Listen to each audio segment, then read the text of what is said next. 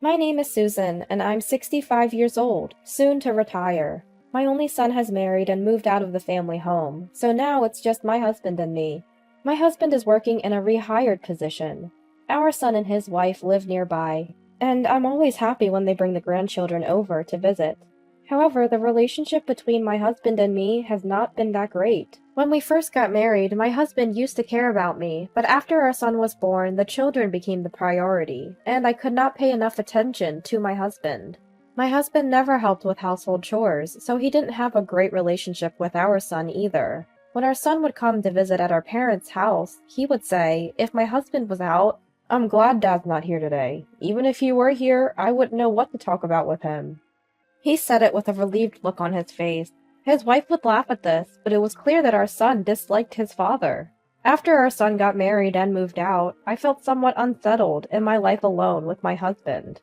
Fortunately, my husband often goes out on his own on weekends, so we don't spend much time alone at home. But I knew that once I retire, we would be spending more time together. My husband is still working, but he comes home on time, and once his re-employment period ends, he will be home all the time. I could continue working, but eventually I'll have to quit my job, and then I'll be at home, facing my husband all the time. Thinking about that started to make me feel depressed. My current employer had asked me to continue working after retirement, so that was my plan. My husband seemed interested in whether I would continue working after retirement and asked me, "Will you be home all the time after you retire, Susan?" I responded by asking him, "I'll continue working. Is that okay?" My husband, looking relieved, replied, "That's better. It's good to keep working while we're still fit. I'll retire in a year." This was the first time I heard that my 68-year-old husband was planning to quit his reemployment job in a year, so I asked, a little concerned, "Are you quitting already? You're not feeling ill, are you?" I checked with a hint of worry. "I still feel strong, but I don't need to work anymore, do I? We have your retirement savings now, so we have enough money, right?" My husband answered with a sly smile. I was shocked that he suddenly brought up my retirement savings. My husband had a habit of thinking my money was his, and after suffering repeatedly, I had recently decided not to talk about my finances with him. This all started right after we got married. When I told my husband about a bonus I received, he said, "Susan's company really does give generous bonuses." Without consulting me, he bought a big TV, saying, "Susan will pay for it. You can pay for this TV with your bonus, so it's all good, right?" He talked about it as if it was a matter of course. I had planned to save the bonus for our future, like buying a home or having children, but it ended up being used to buy the TV because of my husband. Despite having only a small room, he bought an unnecessarily large TV and said, "A big TV really does make a difference."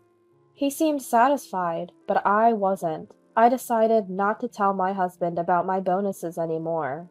Since I usually earned more than my husband, I contributed more to living expenses, so it was problematic to have my bonus used without my consent. But even when I didn't tell him the amount of my bonus, he would still shop on his own, and I'd ask, "The company's performance is down and the bonus is small this year, so why are you buying expensive things?" We had several big fights about this. Each time, my angry husband would yell at me, "If you have a complaint, get out of the house!" But we live in a house I contracted and paid for, so he'd be the one in trouble if I left. The husband, after yelling, seemed to realize it too, and said, "I'll let it slide just this once. In exchange, you will take care of the payment, okay?" He spoke with an awkward look on his face. Because of my husband's wasteful spending, we never managed to buy our home. But we helped our son and his wife with money for their home purchase. I had saved the money we used, but my husband said, "Since we're helping them, they'd better take good care of us in our old age." He talked as if he'd pay the money himself. The son, who knew the truth, said, "Mom's the one who gave us the money, so I intend to take care of her in her old age. But Dad, you're all talk, and I don't want to live with you." He said this with a look of disbelief on his face. I was dissatisfied with my financially irresponsible husband, but after our son got married, there were even instances that made me suspect infidelity, and I was angry.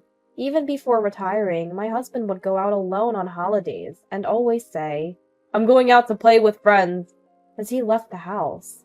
He loved casino games and would stay out late, leaving Saturday evening and often returning Sunday afternoon. He had no other hobbies. I let him do as he pleased, since he didn't seem to be spending much money. But one day when he went out to play casino games as usual, a friend who was supposed to be playing with him called and said, "I tried calling husband's mobile phone, but he didn't answer. He's not sick or anything, is he? I haven't seen him lately, so I thought he might be feeling unwell and called your home." He was concerned about my husband's health. When my husband came home in the evening and I told him about the call, he said, "Huh? That's strange. I was playing casino games with him." He was hastily making excuses. From this moment on, I began to suspect my husband's actions, but he didn't seem to think anything of it, and he continued to go out somewhere, claiming he was going to play casino games.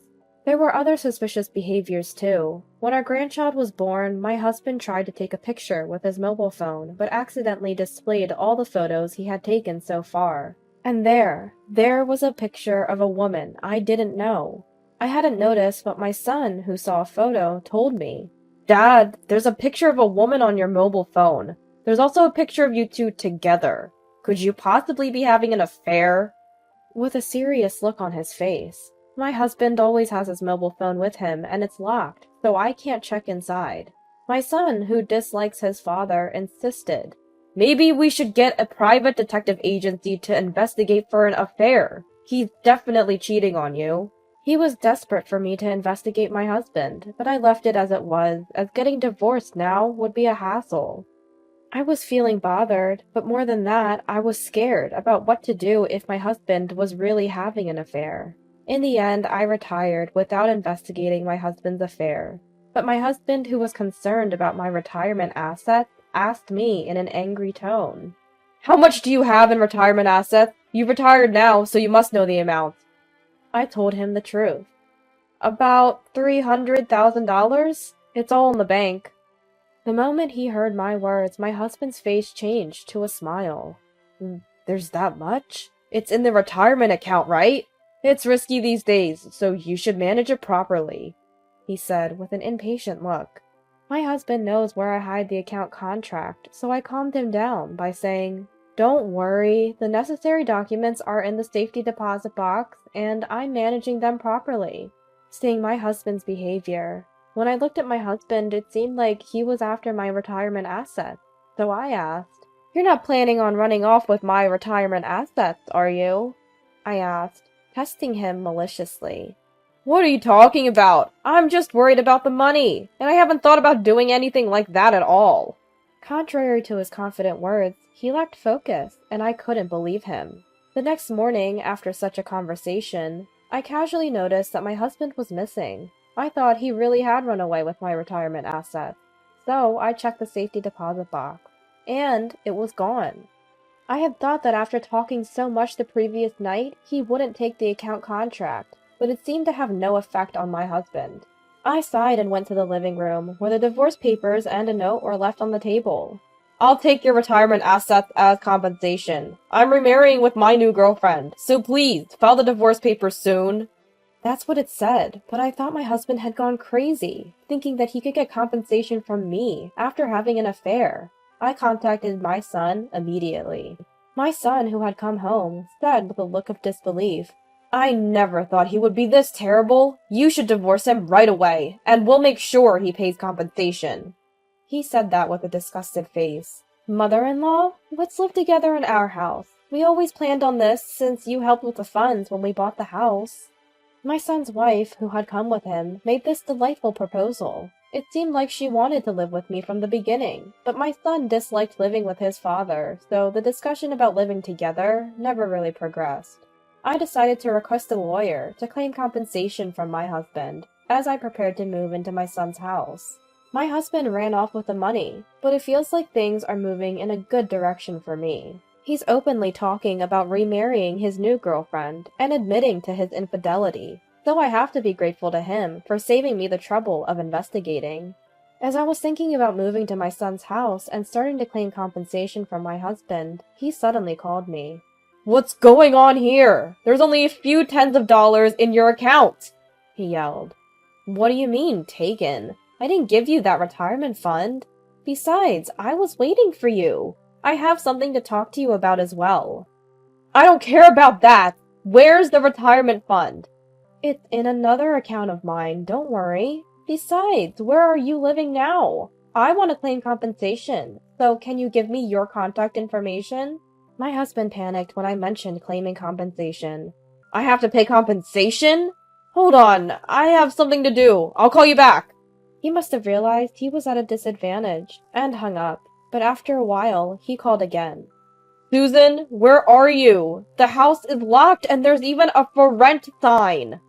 To my increasingly frantic husband, I replied, I want to send your belongings, so tell me where you're living now. It's tough to keep renting a storage unit all the time. He reluctantly gave me his address, so I sent his belongings along with the documents for claiming compensation. I wrote that he should contact my lawyer directly from now on, so I ignored any calls from him. Then, unbelievably, my husband showed up at my son's house. You're living with Susan?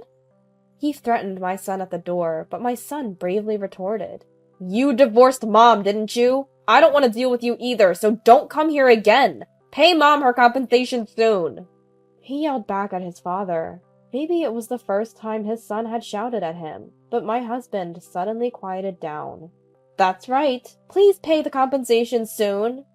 When I appeared from the back, my husband suddenly smiled. So, you are here after all. Let's forget about the divorce and live together happily again. Although we had never lived happily together before, he kept saying things that suited him. Don't just say selfish things. I've already filed for divorce. You must have heard from the lawyer. I responded coldly, and my husband had no reply. A few days before my husband came here, I received a report from a lawyer that he'd been dumped by his mistress. He was thrown out of his lover's house, and with nowhere to go, I suspected he'd eventually come to depend on our son. It happened just as I thought.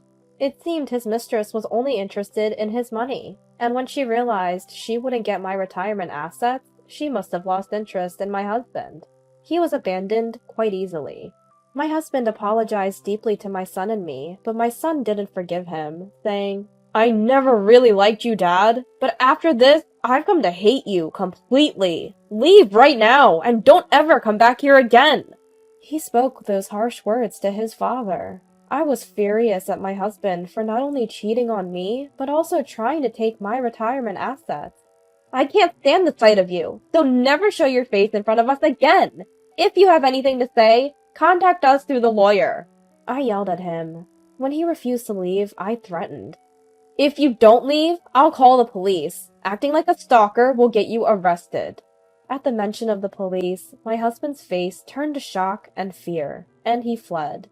Afterward, he rented an apartment and started living alone, but he had to pay me compensation, so he ended up with no savings. He had been buying various things in anticipation of my retirement assets, and now only debt remained. He had said that he would quit his job a year after I retired, but he now has to keep working to pay off the debt. He might be lonely since his lover left him, but maybe it's a good thing that he has a new goal of debt repayment. Living with my son's family, I get along well with my son's wife, and being with my grandchild is incredibly fun. We were all thrilled to learn that my son's wife is pregnant with their second child. While working part-time, I've been helping my son's wife, doing housework and taking care of my grandchild. Despite being busy, I'm enjoying fulfilling days.